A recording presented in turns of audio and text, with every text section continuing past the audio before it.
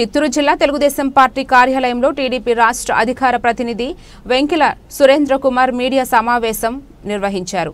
పై కక్షతోనే మార్గదర్శిపై శ్రీ మిథున్ రెడ్డి ఆరోపణలు. తిరుమల లడ్డూలో నెయ్యి కల్తీ వాస్తవమే. నలుగురు కూడా అరెస్ట్ చేసి కోర్టులో హాజరుపరచడం, గౌరవ కోర్టు కూడా వారికి రిమాండ్ విధించడం జరిగింది.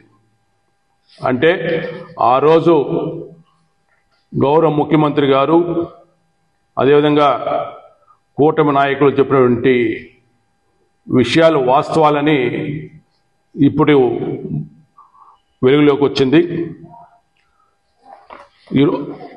గత వైకాపా పాలనలో రాష్ట్రం సుమారుగా 300 పైగా దేవాలయాలపైన దాడులు జరిగాయి, విగ్రహాల ధ్వంసాలు జరిగాయి, టీటీడీలో అన్య మతస్థుల నియామకం జరిగింది, బస్సు టికెట్లపైన కూడా అన్య మత ప్రచారం చేశారు, కొండపైన అన్యమత గుర్తు, టీటీడీ వెబ్సైట్లలో అన్యమత బోధనలు, ఇలాంటి అనేక రకాలుగా భక్తుల మనోభావం దెబ్బతీసేటువంటి చర్యలు చేశారు. అప్పుడు వసతి, అద్దె, టోళ్ళు, ప్రసాదం ధరలను కూడా అనేక గోల్మాలు చేశారు.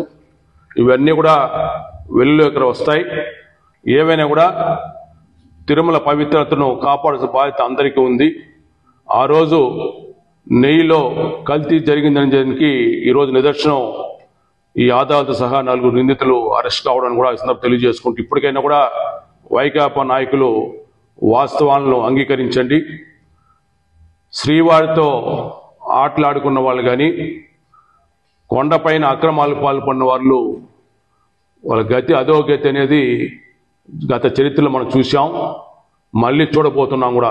ఎవరైనా తిరుమతి దేవస్థానంతో చెలగాట మాడితే, దేవుడితో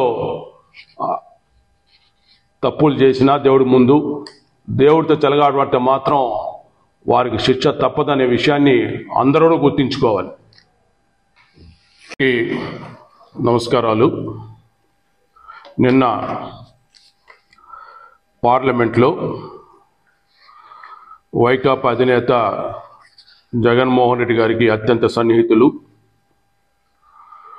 రాజంపేట ఎంపీ పెద్దిరెడ్డి మిథున్ రెడ్డి గారు మాట్లాడుతూ ఈనాడు గ్రూప్ సంస్థలైనటువంటి మార్గదర్శి సంస్థ డిపాజిటర్లను మోసం చేసిందని, అదొక పెద్ద కుంభకోణంలో ఒకటని చెప్పి కొన్ని అసత్యాలు మాట్లాడి దానిపైన కేంద్ర ప్రభుత్వం కఠిన చర్యలు తీసుకోవాలని చెప్పి కూడా డిమాండ్ చేశారు. రాష్ట్ర ప్రయోజనాలను, రాష్ట్ర సమస్యలను పక్కన పెట్టి ఒక మీడియా గ్రూప్ సంబంధించినటువంటి ఒక విశ్వసనీయత కలిగినటువంటి మార్గదర్శి సంస్థ పైన ఇలాంటి ఆరోపణలు చేయడం, అది పార్లమెంట్లో ఆరోపించి కేంద్ర ప్రభుత్వం చర్యలు తీసుకుని డిమాండ్ చేయాలని చెప్పడం తీవ్రంగా మేము ఖండిస్తున్నాం. ఎందుకంటే పార్లమెంట్లో మార్గదర్శి సంస్థ దాని తగినటువంటి వివరణ ఇచ్చుకునే అవకాశం కూడా లేదు. మార్గదర్శి సంస్థకు ప్రజలు విశ్వసనీయత ఉంది. డిపాజిట్దారుల సొమ్మును ఇప్పటికే కూడా 99% వారు తిరిగి చెల్లించేశారు. మిగిలిన 1% కూడా ఎస్క్రో ఖాతాలో పెట్టారు. దీనిపైన గౌరవ హైకోర్టులో, సుప్రీంకోర్టులో కూడా వారు వివరణ ఇచ్చారు. వారి వివరణను ఇటు డిపాజిట్దారులు అదేవిధంగా కోర్టులు కూడా స్వీకరించాయి. ఎవరు కూడా మార్గదర్శి పైన ఫిర్యాదు చేయలేదు. ప్రభుత్వం బలవంతం చేసినా కూడా గత ప్రభుత్వం ఎవరు ముందుకు రాని పరిస్థితి. దాన్ని బట్టి ఆ సంస్థకు ఉన్నటువంటి విశ్వసనీయత తెలుస్తుంది. అయితే ఎందుకు నిన్న ఆయన సడన్గా మార్గదర్శి పైన అంత స్థాయిలో విరిచిపడ్డారో ఒకసారి ఆలోచన చేసినప్పుడు,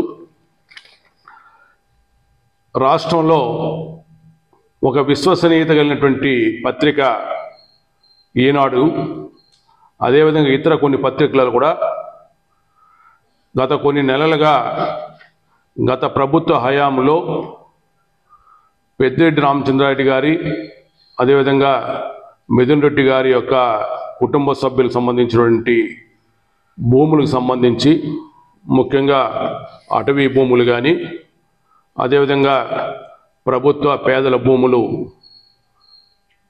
ఆక్రమణకు సంబంధించి ఖనిజాలకు సంబంధించి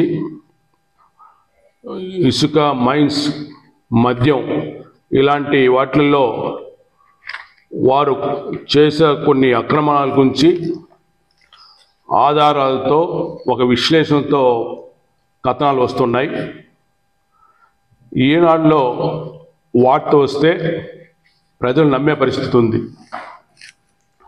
దీనిపైన వరుసగా కథనాలు రావడం, అవన్నీ కూడా ప్రజల దృష్టికి పోవడం, ప్రజలు కూడా ఈనాడులో వచ్చిన వార్తలన్నీ కూడా నిజం ఉంటాయి అని చెప్పి నమ్మే పరిస్థితి రావడంతో మరి మిథున్ రెడ్డి గారు ఈరోజు దీనిపైన కచ్చగట్టి మరి పార్లమెంట్లో దీన్ని లేవదీశారు.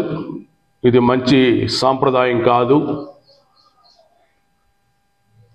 వచ్చేటువంటి వార్తలు ఉన్నటువంటి వాస్తవాలు ఉంటే అంగీకరించాలి, లేదంటే వివరణలు ఇచ్చుకోవాలి తప్ప వార్తలు తమకు వ్యతిరేకంగా వస్తున్నాయని చెప్పి కచ్చగట్టి మరి సంస్థలపైన దాడి చేయడం అనేది మంచిది కాదని కూడా ఈ సందర్భంగా తెలియజేసుకుంటూ, ఇప్పటికే కూడా ప్రభుత్వం దీనిపైన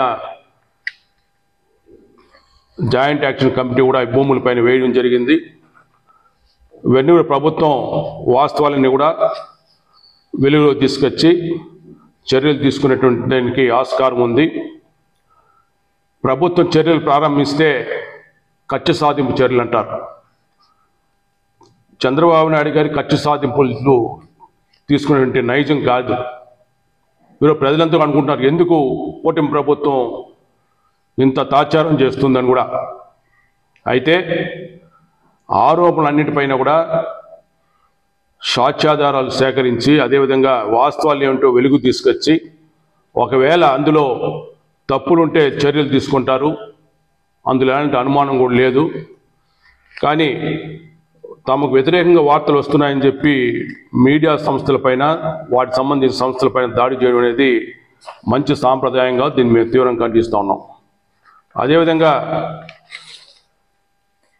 తిరుమల కల్తీ లడ్డు వ్యవహారం బయట వచ్చినప్పుడు జగన్మోహన్ రెడ్డి గారితో సహా వైకాపా నాయకులంతా కూడా గౌరవ ముఖ్యమంత్రి గారి పైన దాడి చేయడం జరిగింది.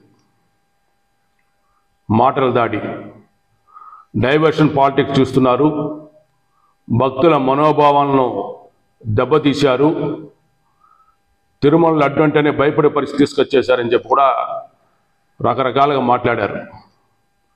దీనిపైన గౌరవ సుప్రీంకోర్టు వరకు కూడా వెళ్ళడం, గౌరవ సుప్రీంకోర్టు ఆదేశాలు ఇస్తూ సిబిఐ డైరెక్టర్ ఆధ్వర్యంలో ఒక దర్యాప్తు సంస్థను ఏర్పాటు చేయడం, అందులో నిజాయితీ కలిగిన అధికారులను నియమించడం, ఆ దర్యాప్తు సంస్థ దర్యాప్తును ప్రారంభించడం, దర్యాప్తులో భాగంగా ఏఆర్, బోలే బాబా, వైష్ణవి డైరీల కార్యాలయాలతో పాటు సంబంధిత వ్యక్తుల ఇళ్లలో కూడా క్షుణ్ణంగా నిర్వహించిన సోదాలలో తిరుమల నెయ్యిలో కల్తీ జరిగినట్టుగా స్పష్టమైన ఆధారాలు రావడంతో